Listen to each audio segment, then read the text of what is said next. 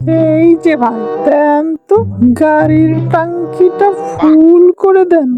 আজকে আবার সুন্দরীকে কাছে পাইছি, আর শুধু মজা মস্তি আর ঘুরবো। সাথে পাইছি তেলের দাম কম, সারাদিন ঘোরাফেরা করবো আর হোটেলে গিয়ে মজা মস্তি। কি বলো? আন্দোলন করে স্বৈরাচারের হাত থেকে দেশ রক্ষা করছি, এটাই তো আমাদের স্বাধীনতা। এই যে ভাই, আপনি যে কথাগুলো বললেন, আমি তো তেল দিচ্ছি আর শুনতেছি আপনার কথা। আরে ভাই, তেলের দাম কমছে ঠিকই, কিন্তু আপনাদের মতো কিছু মানুষের জন্য সাধারণ মানুষ এর কোনো উপকার পাবে না।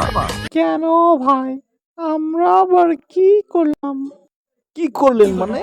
আরে আপনারা যা দেশে শুরু করছেন, আন্দোলন দিয়ে দেশের 12টা বাজাইছেন। আজ পর্যন্ত দেখতেছি সবাই আন্দোলনই করতেছে আর আন্দোলনই করতেছে। এই আন্দোলনের শেষ হইব কবে? আরে ভাই, আন্দোলন করছেন ভালো, এবার তো একটু থামতে বলেন। ভাই, আমরা তো থাইমাই গেছি। জনসাধারণ যদি আবার লটর পটর করে, তাহলে আমরা কি করব? আরে দূর, আপনি তো কাউয়া খাদের মতো কথা বলতেছেন। ভাই, এত কথা বাদ দিয়া তেল দেওয়া শেষ হয়েছে, আপনি যান কা। আপনার গার্লফ্রেন্ড আবার রাগ করতেছে। ঠিকই বলছেন, আপনার সাথে কথা বলার থেকে গার্লফ্রেন্ড নিয়ে ঘুরে বেড়াও অনেক ভালো।